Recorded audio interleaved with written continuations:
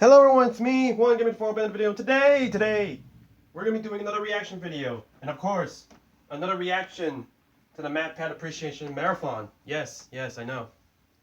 So this time we're gonna be reacting to skincare, the skincare theory apparently. Interesting to say the least. Yeah, we're just gonna go right to it. Let's just say I've been lacking apparently because if I look at my notes. Yeah, we're about like four videos unmade into a reaction video. So why not further ado, let's do this. No wasting time. Hello, theorist. Have you been looking in the mirror and liking what you see? Have you found yourself saying, I look pretty neat? Or maybe even thinking, I don't feel the need to fix myself at all. Wait, hold on. You have? Oh, geez, that's a style industry emergency. Don't panic. We can fix this. I have just the thing that'll solve the problem. Skincare. Alright. 2 videos Hello, left. Internet. Welcome Flow to and Style Style Theory.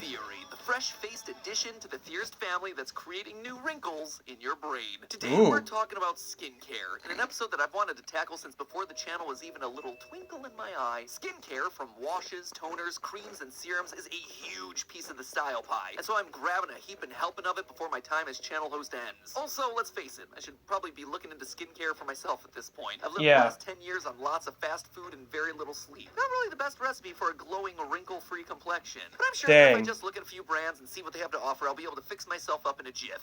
Hold on, why are there so many options? This one apparently prevents dark spots. This one defends against pollution. This one apparently has something called banana powder inspired pigments. Apparently that just means I'm gonna turn yellow. This one protects against oxidative damage, but also has oxygenating ginseng. Should my face be hydrated, oxygenated, glowing, brightened, protected against the city streets, or just have itself some fewer wrinkles? Maybe I just forgo it all, put this mask on, and become apparently what looks to be an android. How am I supposed to navigate all this? How is anyone supposed to navigate all this? Well, that's the thing, friends. We're really supposed to know. If there's one thing, what do you mean we're not supposed to know? We kind of need to know this, right? Sell and don't tell. This is a $181 billion industry, and it's expected to reach $210 billion by 2028, with the vast majority of that money coming from thousands of face and body products ready to be incorporated into your next 14-step skincare routine. You'll be moisturizing, plumping, brightening, smoothing, toning, rejuvenating, and tightening, all because an ad, influencer, or maybe even just your mom told you that that's what you should be doing. My mother tells me there is never too much moisturizer. Moisturize, moisturize, moisturize. Sí, te tienes que cuidar. We believe that skincare products are going to help us stay young forever, but at the end of the day, most of those nice-looking little bottles are full of nothing but empty promises. Dang. The skincare industry is able to stay so massive and so successful, not because it's making everyone's face perfect, but because of its incredibly strategic marketing tactics that use our hopes, dreams, and fears against us every time we look in the mirror. How are they doing this? How do they make these products feel so personal, so convincing, and so necessary for all of us? I mean, this industry has us doing 20-step skincare routines, rubbing chemicals that we can't pronounce all over our faces, and pushing youthful skin on people who aren't even old enough to vote. To make it through the literal gauntlet of skincare marketing that they're throwing at you every day, you're gonna need to slather on a heap and helping of knowledge. But don't worry, when this episode ends, you'll be armed with every advertising secret so you can emerge a warrior for your wallet. To start, if you feel like you're bought into the skincare industry at the moment, the first thing to do is to cut yourself some slack. Skincare hype is far from a new problem. The beginning of people's obsession with skincare goes way back.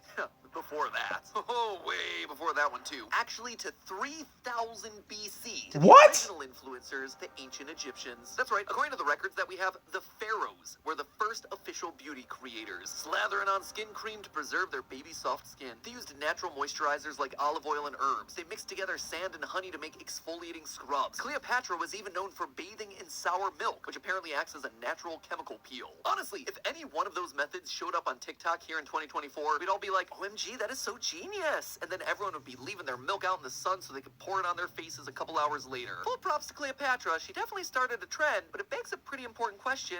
Why? Any idea why the ancient Egyptians were why did they do it? Instagram ready 5,000 years before Instagram? Where the heck did we collectively get this idea that younger skin is a must-have? And while we're at it, you ever think it's weird that we don't even define what young skin actually is? I mean, there's a lot of talk about your skin looking youthful, taking years off your face, turning back the clock, but you ever notice how no one ever mentions the actual age age that you're shooting for there? How young are you supposed to be looking here? What is the ideal? From where I'm sitting, 25? It's pretty young. When I'm 50, 35 is going to be young. For some of you, you're probably like 26, and so 18 is young. What defines youthful skin, and why have people been trying to keep it for the past 5,000 years? Well, it turns out that, historically speaking, the definition of youthful skin is like real uncomfortably young. Certainly too young to be used in a commercial here in 2024. Looking back to Cleopatra's time, people had an average lifespan of 33 for men and as young as 29 for women. How about that? You're finally old enough to rent a car, and you just keel right on over. Ancient civilizations were focused on two things and two things only: surviving and having kids. Typically, they didn't do that first one long enough to even get wrinkly skin. But because of short lifespans, they actually considered people adults at incredibly early ages. About 16 for boys and as young as 13 for girls, which was the age that they typically got married and had babies. That meant that the people who made it in the world were teen moms. So what then does the ideal woman look like in these olden days? Well, for one thing, she is certainly too young to drive. For some concrete examples of this in history, look at Persephone, considered to be one of the most beautiful Greek goddesses, described in the Odyssey as young, 15 when she meets Hades. Helen of Troy, known as the most beautiful woman who ever lived, also 15 at the time of the Greek myth that she's in. The Virgin Mary, she's got herself some great skin, and also roughly 16 at the birth of Jesus. Then again, look at her. She's literally glowing. This kind of art showing goddesses and virtuous saints with great skin also set the historic idea that smooth skin reflects your morality as a person. There's a long history going back hundreds of years around the myth that good person inside equals good skin outside. For hundreds of years in the Middle Ages, afflictions like rashes and acne were associated with being immoral, appearing on people who were sinners or maybe even witches. One type of evidence Salem witch trials to convict women of witchcraft was to find a devil's mark on her skin, which could be any kind of rash, pimple, or scar. If your face was splotchy, well, then so was your soul. So from the very beginning of history, so just because I have a few little pimples, I'm suddenly immoral now? Little girls. That is not hashtag life goals there, fam. Wow. Today, by leaving the idea of the old ages are dark, man. Floating target that's not really defined, the skincare industry leaves us to imagine whatever youthful means to us personally. And so we're always left wondering if our skin is going to be good enough, when historically, youthful was actually referring to children. Coming into the modern day, you can see that this leaves skincare in this bizarre headspace. The idea of having great skin ties back to our morality, our economic status, our literal survival as a human race. So hey, if you feel sensitive about the topic, it's not you. It is literally an evolutionary battle that you're fighting inside your own body. But hey, you don't have to lose that battle in your hard-earned cash every time you see a commercial. Let's look at how skincare marketing is designed to trigger your insecurities about these areas on purpose, using these thousands of years of societal pressure. Won't that be fun? It will be. The commercials are really cringe and funny. Today's skincare companies rely on marketing principles. We're about to be watching cringe, ladies and gentlemen. And serum on the shelves. Mass-produced, and of course, Ash Ketchum would be in this. So they've had a while to perfect all these strategies, whereas you're just walking in totally unsuspecting. Skincare marketing started out relatively mild with Vaseline. First marketed in 1870 in print ads. It could be used as a makeup remover, rash guard, oil for your baseball glove, hair cream, furniture polish, and lip balm all in one. Through the 1940s, it was marketed for both men and women as a practical staple to have around the house. Who needs fancy creams? Baby skin,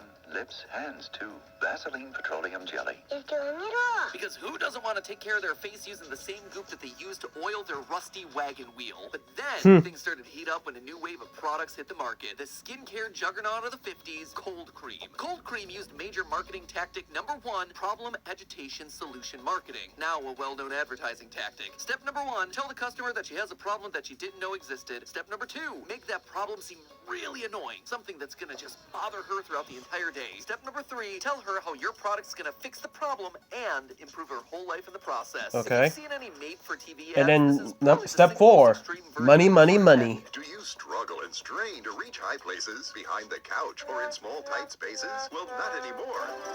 Back in the day, Cold Cream sold themselves by telling women, 1, that their face is much dirtier than they think, 2, that having dirty skin was bad and that soap wasn't able to fix the problem, and 3, that Cold Cream can fix your skin and improve your life. Here's one of the first early takes of this from the 50s. Dizzy you. Think how much dust and dirt settle on your skin. That's why your face needs a thorough cleansing each day. Once skincare companies started using the tactic, they saw that it worked well to scare women into buying Cold Cream, so they kept doing it. Let's see how the setup goes in the 1960s. If you're you're a soap and water girl, remember soap removes natural oil, and soap doesn't reach deep-set dirt. A couple decades later, well into the 80s, This mirror reveals the whole truth. This woman just washed with soap. See the makeup and dirt soap leaves? I don't see that, actually. But Me now neither. I'm gonna constantly be wondering if my invisible dirt is ruining my life. Let's jump forward again to the 90s, when women are empowered members of the workplace and shouldn't be fooled by a few scare tactics. Have you been ignoring your skin type? Well, look at the dirt your soap missed.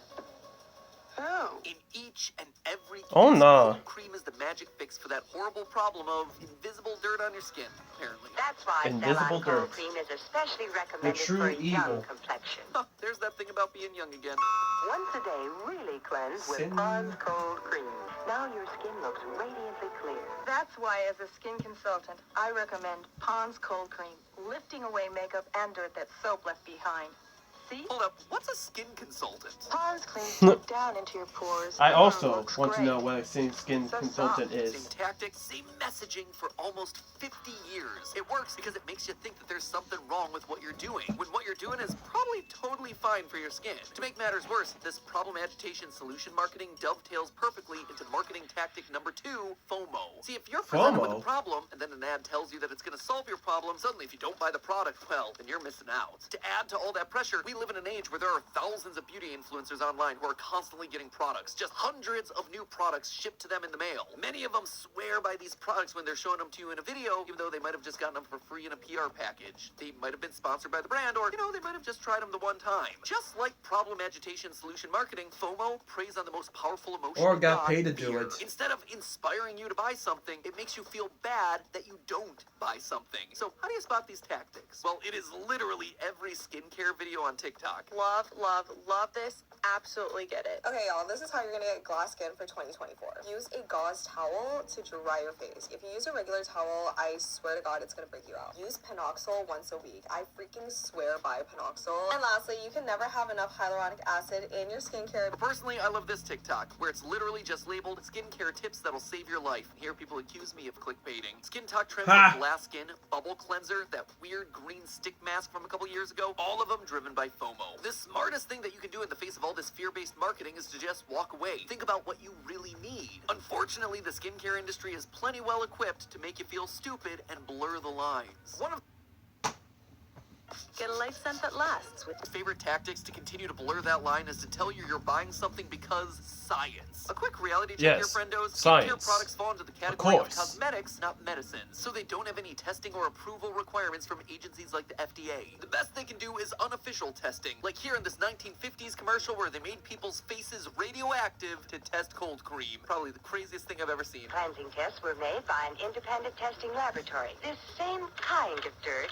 was made just radioactive enough to register on a Geiger counter. Despite not being actual medical products and not having any scientific requirements, isn't it funny how a lot of them are still using these big sciencey words? A hygienic jar containing 2 derm-recommended ingredients. Retinol plus niacinamide, pressed into a deep moisturizing night cream. This is genius. If you have sensitive skin and are looking for an AHA, Mandelic Acid's for you. Microepidermic hyaluronic acid, 50 times smaller to penetrate. Oh, they really do. Hypoepidermic mandelic acid, the diagram of the literal jar that looks like a spaceship. These are all classic examples of scientism, which is a term Don't that's forget starting the to one show with up a the- lot more in health and over the wellness pie. blogs lately. Scientism is the tactic of infusing scientific and technical language into products to make them seem more effective, even when there's no actual science involved. Big watch-out words for this tactic being used are when skincare brands say that their product's been clinically tested or clinically proven to do something. If they're also really emphasizing that this uses ingredients that you can't pronounce or that you don't understand, know that they know that you don't understand. You're not supposed to understand those words. You're just meant to think science cream work good and fork over that credit card information. It sounds great and sciencey to say that something's been clinically tested, but unfortunately that doesn't really tell you much of anything. Remember, there are no regulations here. No one's checking in to see who any of these creams and serums are being tested on. How many people were in the test? What was their age group? What ethnic backgrounds do they Yeah, represent? that's- Do we literally know anything about this test at all? As No, soon we as do you not. start asking questions about a lot of these sciencey tests, they crumble faster than a Girl Scout cookie. For instance, Dang. one of the trendiest products to put on your face right now vitamin C-based serums. You cannot go into a skincare aisle right now without tripping over 10 of these things, all in beautiful little bottles ready to likely do nothing to your face. I was honestly a big fan of the idea of vitamin C on your face until I bothered to look at the evidence, or should I say the decided lack of evidence. Here's the claim for pretty much all of these serums. Brightens like a serum, moisturizes like a cream.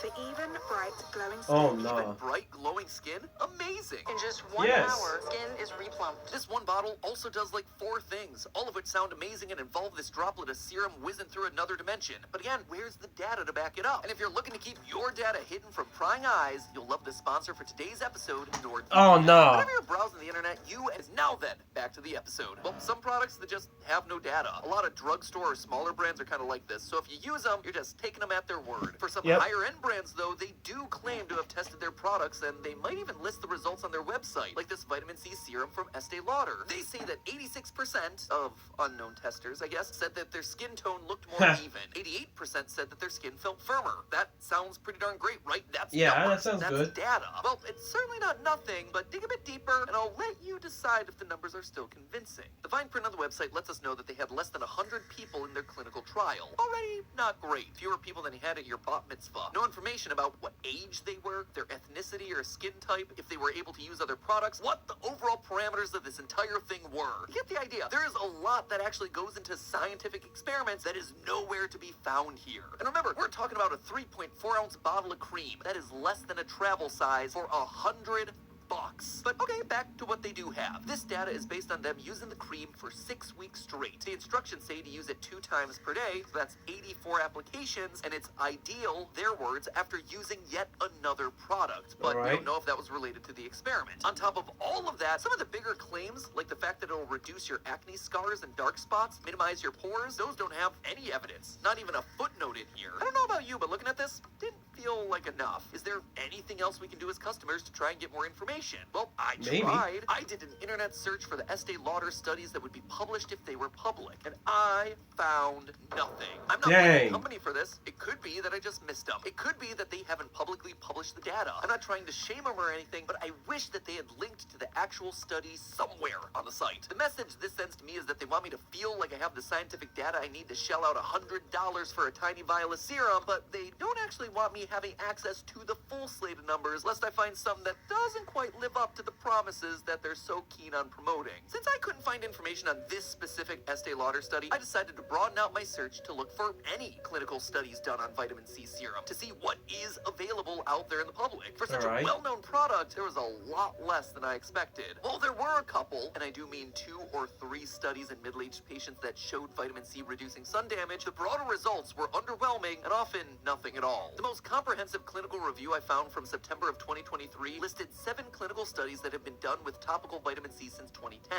Most studies involved less than 60 people total. A few had less than 30. The average All right. patient age was 48, and 77% of the studies didn't even record a skin type for the patients that were participating. Most of the What? studies required patients to use the product for 12 weeks to see a result. Some of them were totally subjective in the data that they were gathering, and a lot of them used multiple products, or even gave the patients laser face treatments with the vitamin C. This all left me feeling pretty unconvinced that a random bottle of vitamin C serum is going to make a big difference to my face. And I'm not the only one, my friends. The results of actual clinical testing on these serums has been so bad that the New York Times published an article specifically calling out the fact that this is not a proven ingredient to fix the problems with your face. But the thing is, that research right there, that took me almost an hour to get. And I'm good at finding and reading scientific An papers. hour? Skincare companies know most people can't or don't want to do that sort of thing. So instead, they just show a model with great skin who happens to be dabbing on some cream and hope that you'll believe that it's the science. The takeaway here, science isn't science when it comes to skincare products. All those sciencey words, they're there to help you justify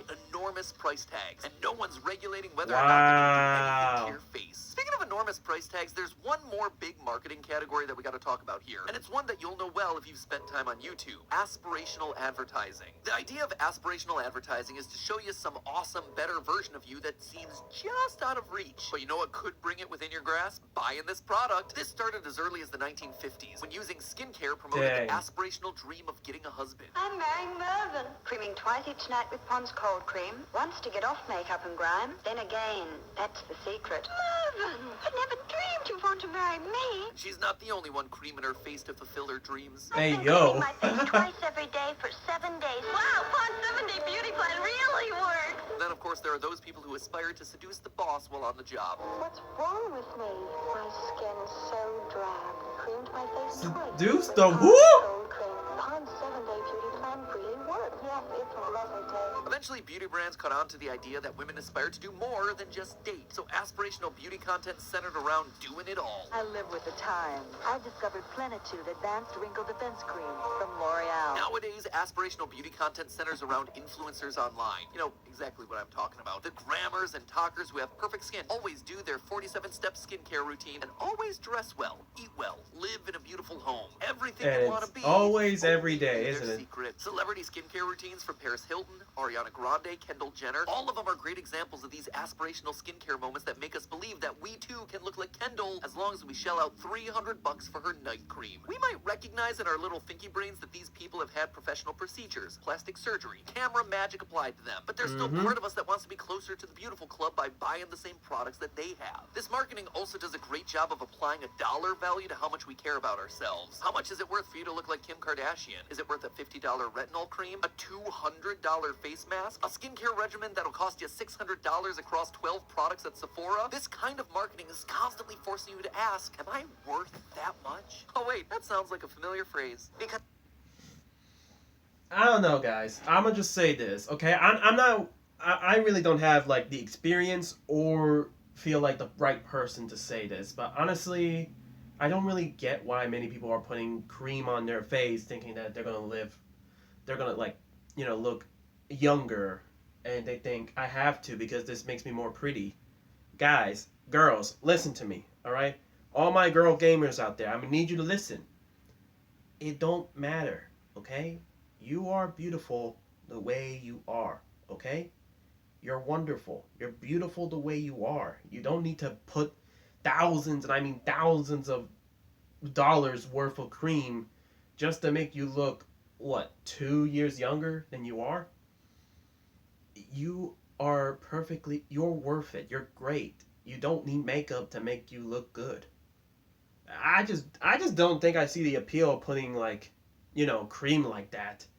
Like, do I really want to shell out? Like, if I was a woman, would I really put a $200 mask on me just to make me look 1 year older? Like, shoot, that mask better make me look 10. But I'm just saying, guys, I just don't think makeup is needed right now. You're wonderful the way it is. We're worth it. there you have your answer, right? If you're questioning whether you're worth it, you have skincare companies right there to tell you, yeah, you are. As a marketing phrase, L'Oreal started using "because I'm worth it" during the women's liberation movement. In the 70s, the women's rights movement descended into the streets, but advertising had not yet given women a voice. Their husbands did the talking for them. A 23-year-old advertiser came up with this slogan, "Because I'm worth it," and revolutionized the rules of advertising for an entire era. There's no doubt that empowering women to speak for themselves and demand what they want is a good thing. But as Yeah. a marketing idea, well, it starts to cut both ways. You're worth it both serves the purpose of telling women that their health, beauty, and self-esteem are worth investing in, a good message by itself, from friends. But it's a very different story when you recognize that it's coming from a money-hungry company saying those words to help you swallow the bill of $100 snake oil. Oh, it's $100 for a really small bottle? Yeah, I'm worth it. And if I don't buy it, well, I'm not valuing myself enough. I'm not worth $100. So after all that marketing that makes you feel sad, Dang. jealous, stupid, old, and not glamorous enough, they're finally here to tell you, you know what, customer? Go ahead, buy another face cream. You are just so worth it. When it comes to Manipulation. there's a reason why it makes a lot of us feel so confused. It's because it's designed to. That's the way it's supposed to work. So then, what do you do about all this? How do you fight back? Well, first of all, you look for these tactics. The next time a beauty influencer pops up on TikTok, identify the emotions that you feel when they're telling you to try the trend right now, or that you have to get a product that they use. The truth is, you don't have to do anything. Really. Nope. You don't have to buy anything. Exactly. Buying or not buying face cream will absolutely not change your life. The only thing it is going to change is your credit card bill at the end of the month. Does that mean that Yep. you shouldn't own any skincare products at all? No, of course not. If there's something that you choose, not because of some scare tactic, perfect, but because you enjoy using it for whatever reason, that's awesome. Do that. You don't have to feel guilty because you don't own 20 skincare products. You are free to just slap on some sunscreen and get on your way. Because SPF, sun protection factor, yep, that is like the only thing in any of these lotions that is universally proven with hard, actual science to be great for your skin. Protect your face from the sun, folks. That's all you need to know. And with that information, you're now armed with the knowledge that you need to keep yourself, your wallet, and your skin safe from the skincare aisle. Good luck out there. And as always, remember, it's just a theory. A style theory. Alright, so that's going to be the video, guys. Thank you guys so much for watching. Make sure you like the video so I know you guys enjoy. Comment down below what you guys think. Personally, like I said, and I think MatPat's on point on this one, I feel like you don't have to be, you know, pressured to buy those skin stuff, because honestly, you are perfect the way you are, to say the least. You guys are perfect the way you are. You don't need to buy 20 to 50 skincares just so you can look a year younger. But, if buying those things, buying like one of those things make you happy, then go ahead. Be happy. I'm not going to blame you for being happy. All right? Who am I to deny someone their happiness? But yeah. I mean, just know that you don't need thousands of skincare bottles to make you look perfect. You are perfect the way you are. This has been Juan Gamer 54. Signing off.